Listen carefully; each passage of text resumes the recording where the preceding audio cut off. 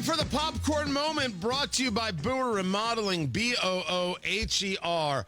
BooherRemodeling.com. Your kitchen, your bathroom, that basement. You want to turn it into a home theater because you totally want to turn it into a home theater. You know you do. I know you do. Your family definitely wants it.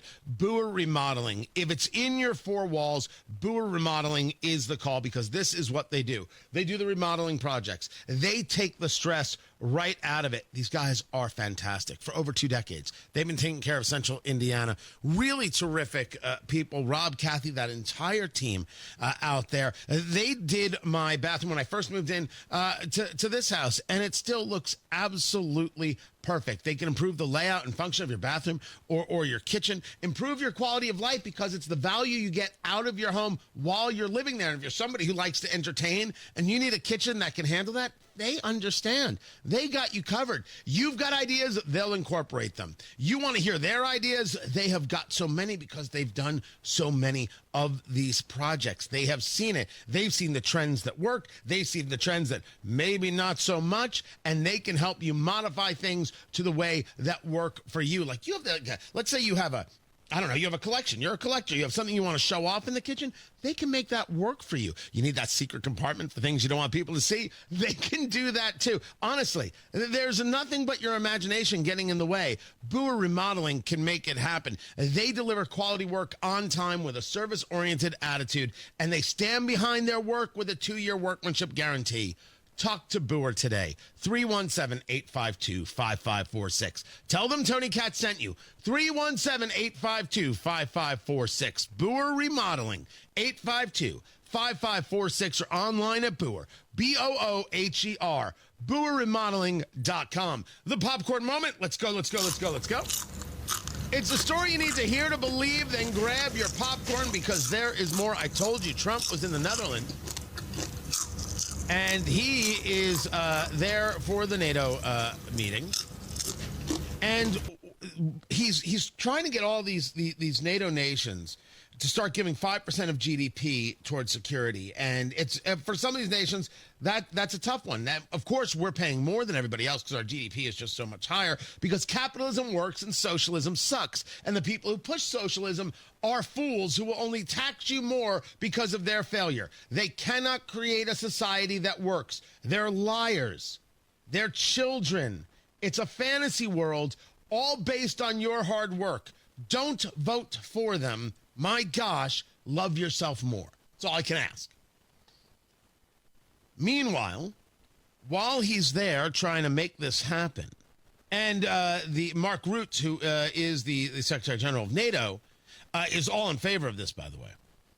He is out there denouncing this leak that came about an intelligence report that states that maybe the bombings on the nuclear facilities, nuclear enrichment sites in Iran, you've got Fordow, Natanz, and Isfahan. Maybe they weren't as hard-hitting as once thought. Maybe they moved the uranium. Maybe they did all the things. And, the late-night hosts. The late-night hosts are joking about this because it's always good to joke about a rogue terrorist power getting nuclear power to get one over on Trump. Stephen Colbert is just a low guy. What do you want from me? This isn't comedy. This whatever he's doing, it's not comedy. It's pathetic. It ain't comedy. So this report comes out. And CNN is reporting this, even though they admit it's a preliminary report, like it's fact. And Trump, and I don't think he curses in this one. Trump, so finger on the dump button just in case. I don't think he does in this one. Trump is having absolutely, positively none of it. This was an unbelievable hit by genius pilots and genius people in the military, and they're not being given credit for it because we have scum that's in this group, and not all of you are. You have some great reporters, but you have scum. CNN is scum. MSDNC is scum. The New York Times is scum. They're bad people. They're sick. And what they've done is they're trying to make this unbelievable victory into something less. Now, even they admit that it was hit very hard, okay? But it wasn't hit hard. It was hit brutally, and it knocked it out. The original word that I use, I guess it got us in trouble because it's a strong word. It was obliteration. When you're leaking reports, you are scum. And when you're putting it out there specifically to hurt the president and do nothing else, you're hurting the country. It is a scummy thing to do. Trusting CNN, trusting MSNBC is impossible. So you might ask, why do people go on? Why would you go on those networks? So this is where it always gets weird. I can point you to many people who don't trust Fox. Does it mean you shouldn't do Fox News if you're a radio host or a pundit or an expert in XYZ? Of course you should. CNN called me, I would do the show. And I would give it to them directly as necessary. You know, should Scott Jennings not do the show there with Abby Phillip? Of course he should. Because he creates news every night with how good he is. Just is. I happen to pay a compliment. He reached out to me to say thank you. Pete Seat, who was with the Bush II White House, he worked under Dana Perino, I believe it is. And he's from Indianapolis, and he's been doing some of the CNN stuff. I think it's a nice spot for him. I think he handles that show and that back and forth rather well. Of course he should.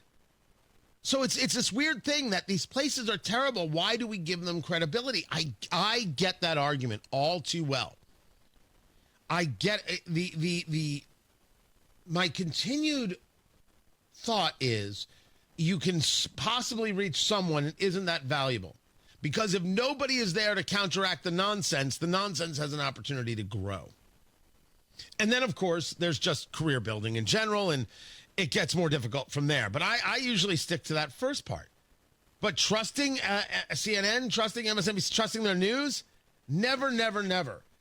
Secretary Marco Rubio. No, first of all this stuff about the intelligence, this is what a leaker is telling you the intelligence says. That's the game these people play. They read it, and then they go out and characterize it the way they want it characterized, and they're leakers. This is the game they play. So that's number one. Number two, here's a fact. The conversion facility, which you can't do a nuclear weapon without a conversion facility. We can't even find where it is, where it used to be on the map. You can't even find where it used to be because the whole thing is just blackened out. It's gone. It's wiped out. It's wiped out. Then we dropped 12 of the strongest bombs on the planet right down the hole in 2 places. Everything underneath that mountain is in bad shape. And I refer you to the statement of the IAEA, Mr. Grossi. You know what he said? He said there was Iran, the way it looked the day before the attack, and what their nuclear program looks like now. 2 very different things. They are way behind where they were just 7 days ago. Now, anything in the world can be rebuilt. But now we know where it is, and if they try to rebuild it, we'll have options there as well. But all this leaker stuff, these leakers are professional stabbers. That's what they are. They go out and they read this stuff, and then they tell you what it says against the law, but they characterize it for you in a way that's absolutely false. There's no way Iran comes to the table if somehow nothing had happened. This was complete and total obliteration. They're in bad shape. They are way behind today compared to where they were just 7 days ago because of what the president did. Marco Rubio is so good. Always has been. So good. Yes. What you're getting is not the story. What you're getting is a characterization of the story. And we should want the whole story. And for the record, let's say that the left and this, sexualized fantasy they have about, Trump didn't do this, Trump didn't do that. Oh, Iran still has nuclear weapons. Oh, they're so close. Oh, we didn't do anything. Oh, they're going to build a nuclear weapon. The left is making the argument for going back in. The left is making the argument for war. If the answer is to mock the administration and mock the military and say you didn't do this and you didn't do that, and Aaron Burnett on CNN saying it only delayed them by a couple of months, the left is making the argument to go back in and keep fighting. It's a weird argument from the political left, but okay, if you say so, we'll do that. You got it. Matt Bear.